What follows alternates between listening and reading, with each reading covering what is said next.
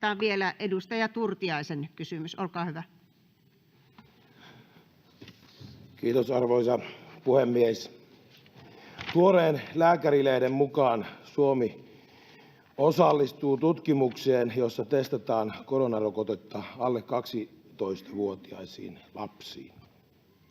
Suomi on yksi 3 tutkimukseen osallistuvasta Euroopan maasta, ja siinä on mukana yli 4 600 lasta ja jopa alle 2-vuotiaita lapsia. Suomessa ensimmäiset lapset saavat tutkimukseen liittyvän piikin aivan lähiaikoina. Kyseessä on täysin sairas ihmiskoe, jossa pieniä lapsia käytetään koe-eläiminä. Kysyn terveysministeriltä, mitä mieltä te olette tästä ja oletteko mielestänne vastuussa tuon kokeen seurauksista, ja jos ette ole, kuka mielestänne on? Kiitos.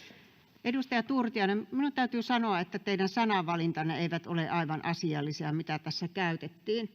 Vastataanko täällä ministereiden puolelta? Vastaako joku? Täällä ei ole, ministeri Kiuru ei ole paikalla. Ilmeisesti